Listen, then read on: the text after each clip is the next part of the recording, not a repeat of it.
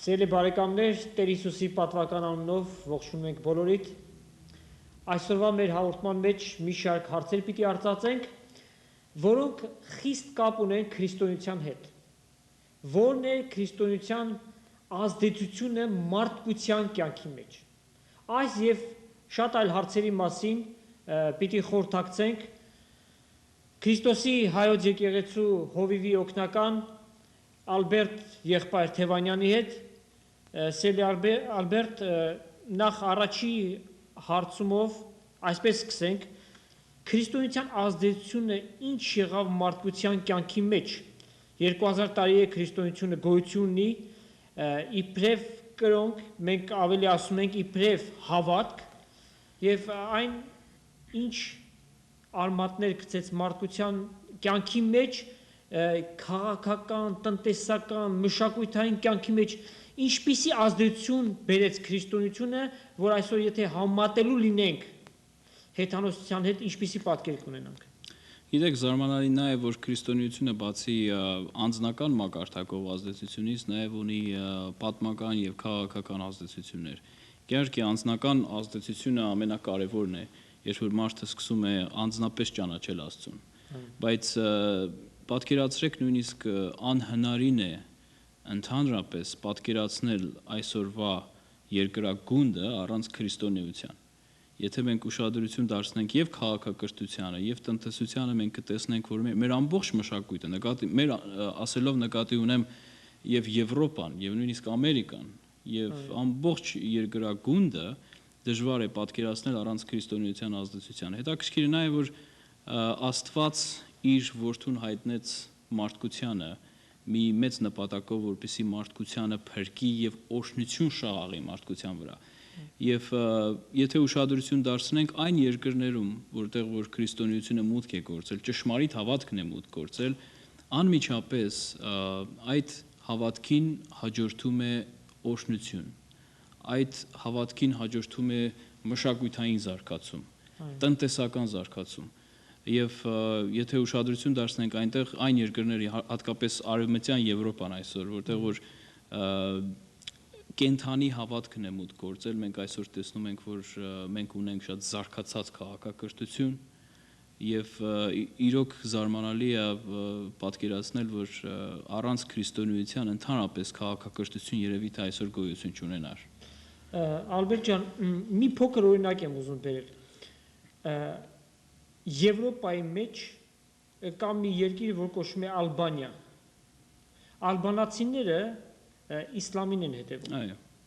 Եվ նրան շրջապատող պետությունները բոլորը քրիստոնյաներ են։ Ուղղակի համատություն դնել անգամ սազական չէ, թե ինչպիսի մեծ տարբերություն գոյություն ունի մարդկանց մտածողության, մշակույթի եւ կյանքի բոլոր ոլորտների մեջ, թե տնտեսական, թե քաղաքականի մեջ, որ ալբանացիները շատ ավելի ցածր մակարդակի վրա են գտնում, քան եվրոպական մնացած բոլոր երկրները։ Անկամ սոցիալիստական երկրները, որոնք ասենք սոցիալիզմի մուտք գործելով նրանց տնտեսական առաջխաղացումը, գիտական եւ քաղաքական առաջխաղացումը սկսեց կաղել, սակայն այս վիճակով անգամ համատելի չէ, շատ ավելի բարձր են գտնում, քան ալբանացիները։ Շատ իրավացի եք, որովհետև այսպիսի մի բնորոշում կա, որ ընդհանրապես եթե կրոնը ունի միապետական բնույթ, այսինքն իսլամը հատկապես, եւ այնպիսի կրոններ, որտեղ որ միապետությունը, վերահսկողությունն է շատ ուժեղ, այդպիսի երկրներում շատ հավանական է միապետություն, դիկտատուրա եւ հալածանքներ եւ հետեւաբար մարդու իրավունքների ոտնահարումներ, ավելի շատ աղետներ եւ եթե հակադրենք դա քրիստոնեության հետ, կտեսնենք, որ շատ քրիստոնեական երկրներ են, որտեղ որ հիմնված է Հիսուսի ուսուցման վրա, որտեղ որ Հիսուսը իր ամբողջ Աստծո խոսքը ներկայացրեց, որպեսզի մարդու արժեքը բարձրացնի։ Ոչ մի կրոն այդքան մարդու կյանքին արժեք չի տալիս, ինչքան որ քրիստոնեությունը։ Եվ հետեւաբար մարդու իրավունքները ընդհանրապես եւ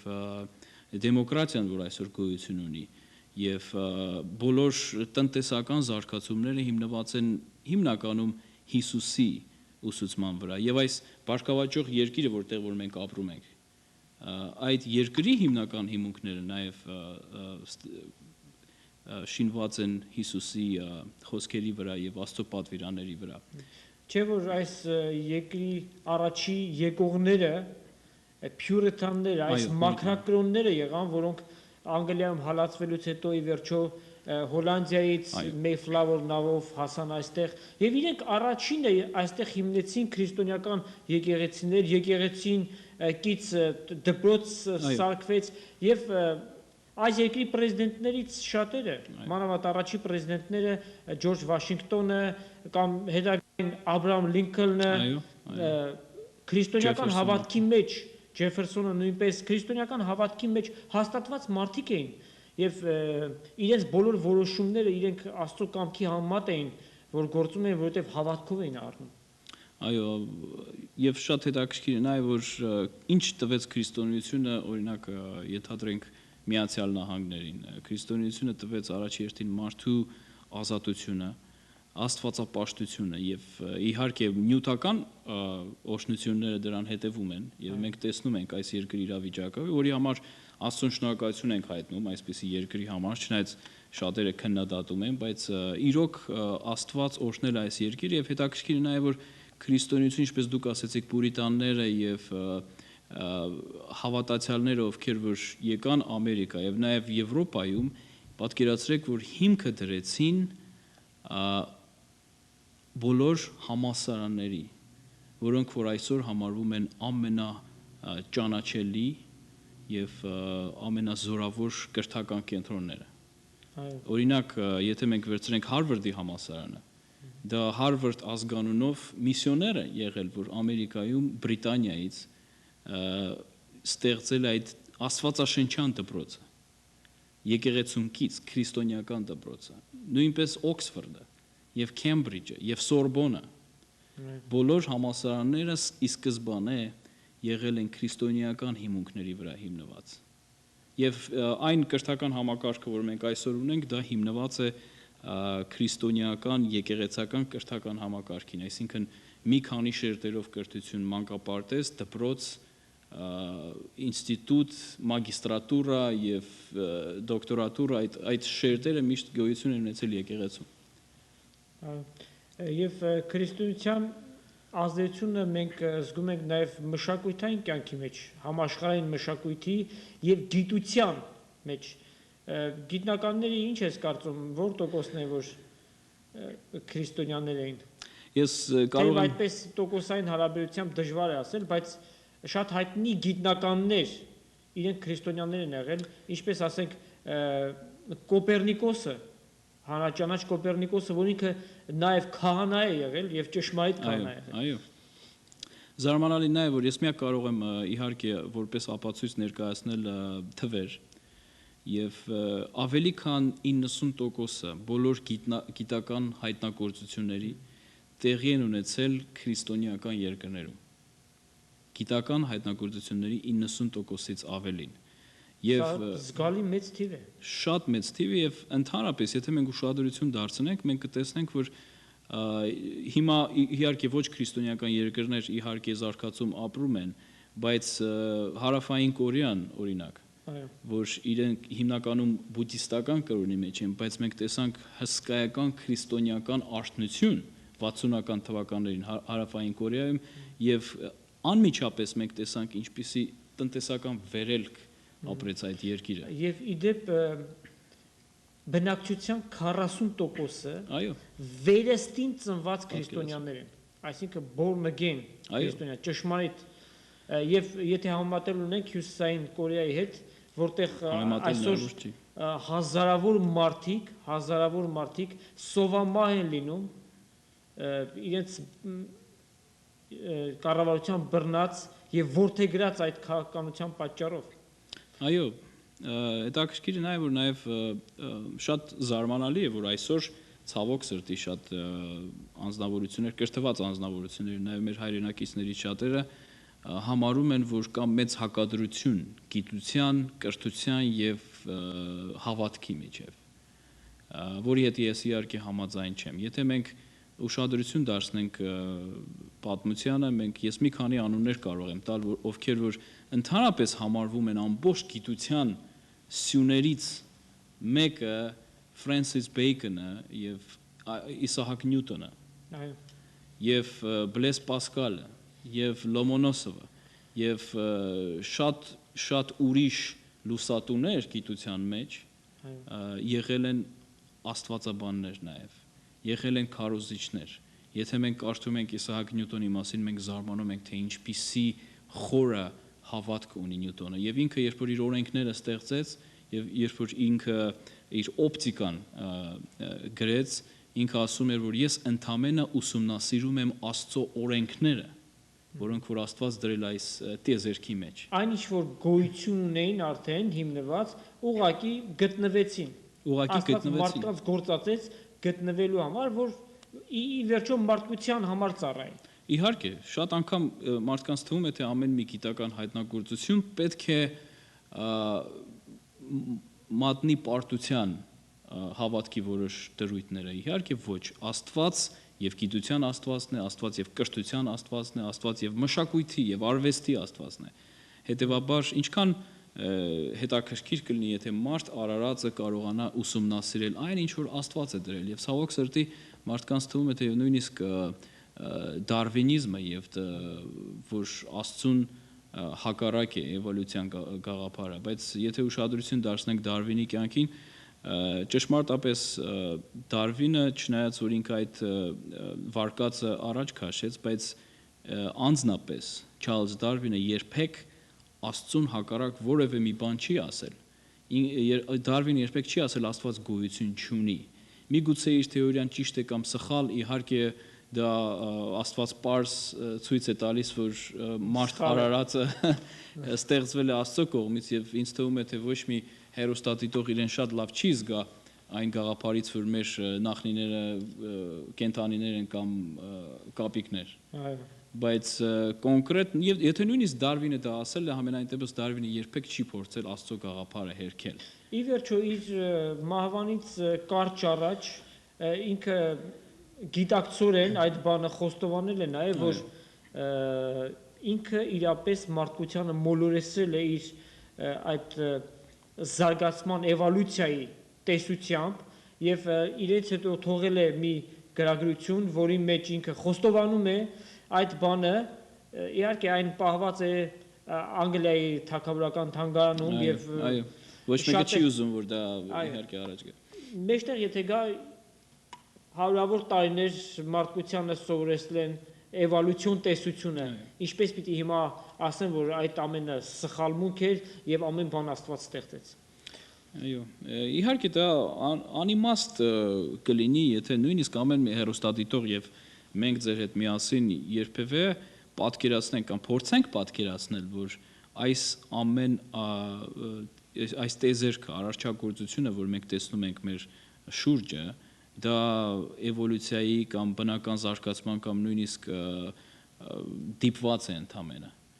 Իհարկե, եթե մենք ամեն մի մարդ արարած, եթե դուք գտնեք ինչ-որ մի մեխանիզմ կամ ժամացույց, դուք ունեք երկու կարծիք, կամ այդ ժամացույցը ինչ-որ մի ձևով երկաթից հազարավոր տարիների ընթացքում զարգացել է, կամ պատահաբար այդ մասնիկները այնպես են համընկել, որ այդ ժամացույցը ստացվել է, որը ինձ թվում է ոչ մի իմաստուն մարդ չի կարող այդպես մտածել, եւ երկրորդը շատ պարզ եզրակացություն, ինչ որ մեկը այդ ժամացույցը ստեղծել է։ Այո։ Շատ հայտնի գիտնականներ երկինքը քննելով տեսան Աստծո մեծ հրաշքը, այն սքանչելի տիեզերական այդ ամբողջականությունը, որ Աստված դրել է, մոլորակները իրար հետ ինչպիսի կապակցություն են, տիեզերական ձգողությունը նրանց մեջ եղած, որ եթե հանկարծ մի որևէ աստղ կամ մոլորակ իր ուղեցրից հանկարծ շեղվի, մեծ ավերվածություններ կլինի, բայց Աստված այնպես է ամբողջը դասավորել, որ գեղեցիկ ձևով այս ամենը գոյություն ունի Այո։ եւ պիտի լինի, որովհետեւ Աստված երկինք ու երկիրը ստեղծեց հատուկ նպատակի համար ստեղծեց, մարդը բնակեցնելու համար Այո։ ստեղծեց։ Այո։ Ոչ թե ավերելու համար, այլ որպեսզի մարդկության ի վերջո սքանչելի ապագա լինի։ Այո, մենք տեսնում ենք նույնիսկ շատ անգամ հարցնում են, թե ինչպես կարելի է տեսնել Աստծո սերը։ Աստծո սերը անձնապես իհարկե մարմնավորվեց Հիսուս Քրիստոսի մեջ, որ շատերս մենք ուզում ենք պատկերացնենք Աստծուն, ոչ մեկս դեռևս չենք տեսել, շատ անգամ մարդիկ խնդրում են ցույց տուր Աստծուն, ես ուզում եմ աչքերով տեսնել եւ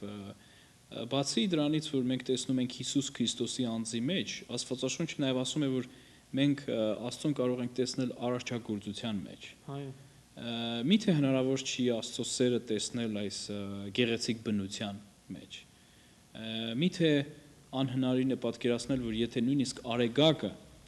մի քանի սանտիմետր կամ մի քանի մետր, եթե մոտ լիներ մեր մոլորակին, մեր մոլորակը կարող է այրվել։ Այո։ Եվ եթե մի քանի մետր հեռու լիներ, մենք կարող է վերածվեինք սառցաբեկորի։ Բայց ինչն է, որ հաշվարկ է արել, որ արեգակը ջերմացնի մոլորակը եւ կյանք եւ պատղաբերություն տա, սա Աստծո սերն է։ Այո։ Եվ նաև երկիր մոլորակը յուրահատուկ մի մոլորակ է։ Նախ առաջի ստեղծվածներին Աստված այստեղ դրեց եւ սքանչելի է մարդու զարգացման, աճման եւ ապրելու համար բոլոր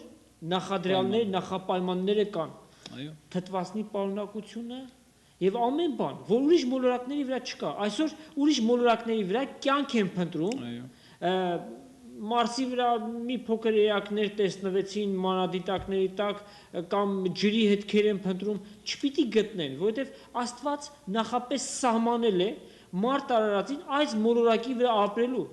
Հետագային Աստված ինչ պլաններ ունի, այդ մասին տեղյակ չենք, բայց գիտենք, որ ամեն բան բարի համար է ստեղծված։ Կամ թեկուզ դերևս եթե գիտնականները եւ այսօր կարողանան այս կյանքը ավելի լավ դարձնել մարդկության համար եւ բռնությունը եւ մեղքը եւ հալածանքը եւ ահաբեկչությունը եւ ամեն այն աղետները, որոնք որ մարդու կյանքը դժոխային են դարձնում այստեղ, փոխանակ այս կյանքը լավացնելու մենք փնտրում ենք երբեմն մեր ալմորակայիններ ենք փնտրում ենք կյանքեր ուրիշ մոլորակներում, երբ որ կյանքը այս մոլորակի վրա կա եւ շատ մենք կարող ենք այս կյանքը ավելի լավագույնը դարձնել։ Բայց ցավոք սրտի ավելի գնալով ավելի վատ թարանում է, որովհետեւ աշխարհը անկառավարելի է դառնում։ Այսչափ ահաբեկչությունը աշխարհում որ գոյություն ունի, սա արդեն փաստն է այն բանի, որ անգամ մեծ պետությունները չեն կարողանում ամբողջությամբ դեմ առնել եւ շատ ցավալի է իրավիճակները։ Ի վերջո գիտենք, որ մեկը կա, որ պիտի գա եւ այս ամենի վերջը պիտի տա, այսինքն իր ձեռքը պիտի վերունի եւ դա ները պիտի լինի հակաքրիստոսը, սակայն Փառք Հիսուսին, որ ինքը իր եկեղեցին միջև այդ վերցրած պիտի լինի։ Սա իհարկե վարդապետական աստվածաշնչային իհարկե կարևորը նաեւ որ նաեւ այսօր գիտությունը եւ մարդկությունը փնտրում են որևէ միջոցներ, որպեսզի մարդկային կյանքը ավելի լավ դարձնեն։ Իհարկե երբեմն ծայրահեղության են գնում եւ մարդիկ ասում են գիտությունը լավ չի։ Իհարկե մենք հավատում ենք գիտությանը եւ գիտությունը շատ մեծ օգուտներ կարող է բերի մարդկությանը, բայց եթե մենք մեր հույսը միայն դնում ենք գիտության վրա, մենք շատ խորը հիասթափվելու ենք, որովհետեւ գիտությունը կարող է փոխել միայն երևույթները, բայց էությունը փոխել գիտությունը ի վիճակի չէ։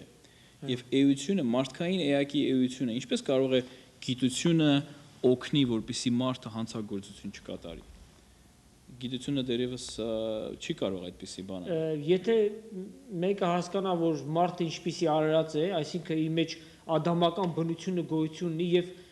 անկարելի է, որ նա այդ բաները չպիտի անի, իհարկե կհասկանա, որ հնարավոր չէ մարդու էությունը գիտությամբ փոխել։ Մարդու էությունը կարող է միայն փոխել ինքը Տերերի Տերը Հիսուս Քրիստոսը, որ իր հոգիով կարող է գալ բնակել մարդու մեջ եւ այդ քարացած սիրտը փշրել եւ այդ սիրտը, որ մարդուն առաջնորդում էր սպանության, գողության, պղծության, այդ մարդու ոտքերը այլևս բարության պիտի ուղղվեն եւ քրիստոնեության բերած արժեքներից մեկն էլ դա է մարդկության կյանքի մեջ, կենցաղի մեջ, այսինքն բարությամբ ուրիշներին օգնելու պատրաստակամություն, ինչպես մենք տեսել ենք այդ բանը հարյուրամյակների ընթացքում միսիոներական գործունեության մեջ, որ քրիստոնյա միսիոներներ Միացյալ Նահանգներից, Եվրոպայից գնացին այն երկրները, որտեղ որ քրիստոնեություն չեն դավանում։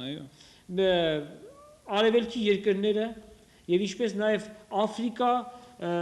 ու այնտեղ իրենք թե օգնություն տարան, թե բժշկություն տարան, միաժամանակ նաեւ ճշմարիտ լույսը Հիսուս Քրիստոսը վկայեցին։ Այո, հետաքրքիր որ դա նշեցիր, որովհետեւ հիմա մեր հայրենակիցները, մեր ամբողջ ժողովուրդը փնտրում են պատասխաններ, որովհետեւ մենք իհարկե դժվար վիճակի մեջ ենք։ Չնայած բոլոր երկրները դժվարություններ ունեն, բայց մենք հատկապես առավել եւս եւ մենք երբեմն մեր հույսը կապում ենք ինչ որ մի արևմտյան ծրագրերի հետ։ Երբեմն մեր հույսը կապում ենք որևէ ինչ որ քաղաքական գործիչի հետ կամ էլ ինչ որ բան եւ իհարկե ես տեսնում եմ որ մեր ժողովուրդը երբեմն մոլորված է, որովհետեւ երբեմն մենք ճամփաբաժանի վրա ենք եւ չենք իմանում ինչ ճանապարհով գնանք, ինչը պետք է մեր հույսը արդարացնի եւ իհարկե միայն միակ հնարավորությունը դա Աստծուն ապավինելն է։ Ոչ մի գիտություն, ոչ մի քաղաքական գործիչ։ Երբեմն մեզ թվում է որ մենք այսօր մեզ դրամ է հարկավոր։ Մեզ թվում է թե եթե մենք դրամը ունենանք, մեր երկիրը դրամը ունենա, ուրեմն ամեն խնդիրները կլուծվի։ Բայց ելներ դրամը չէ որ մեզ պետք է այսօր։ Մեզ պետք է Աստված, որը կարողանա մեր մտքերը փոխել։ Աստվածաշունչը ասում է որ Աստված փոխում է, նորոգում է մեր մտքերը։ Եվ որտեղ է գտնվում այդ բանալին, որտեղ է գտնվում այդ ակունքը չարագործությունների, կաշառակերության, մարդասպանության, գողության ակունքը որտեղ է, դա մարդու մտքի մեջ է։ Ինչ էլ որ դու անես, ինչքան էլ որ դու մարդուն վախեցնես օրենքով եւ պատիժներով, մարդու մեղավոր բնույթը կմնա նույնը, եթե Աստծո հոգին չփոխի մարդու էությունը։ Միայն սա է որ հնարավոր է որ եւ շատ անգամ նույնիսկ պատմության մեջ հատկապես Միացյալ Նահանգներում են եւ եղել եւ Ուելսում նաեւ եղել են այդպիսի արթնություններ հսկայական արթնություններ որ մարդիկ հազարներով գնացել են եկեղեցի գնացել են Աստծո մոտ ապաշխարել են եւ իրենց միտքը վերափոխվել է բայց գիտեք ինչ են ասում պատմաբանները որ այդ արթնությունների ընթացքում գինետները եւ բոլոր մեղքի վայրերը բոլոր այն տեղերը որտեղ որ մարդիկ անառակություններ են անում եւ մեղսակից զվարճություններ են անում դատարկվում են եւ այն երկրներում որտեղ որ արթնություն կա մարդկանց խիղճը արթնանում է առ Աստված անմիջապես սոցիալական տվյալների համաձայն հանցագործությունները կրճատվում են այո Ցավոք սրտի մեր ժամանակը մոտեցավ ավարտին։ Կարծում եմ, որ Ալբերտ եղբայր հաջորդ հանդիպումով մենք կշարունակենք այս նյութի շուրջը դեռևս խոսալ։ Սիրելի բարեկամներ, թող Աստվածային սերը եւ խաղաղությունը ձեր ընտանիքների մեջ լինի։ Ամեն։ Շնորհակալություն։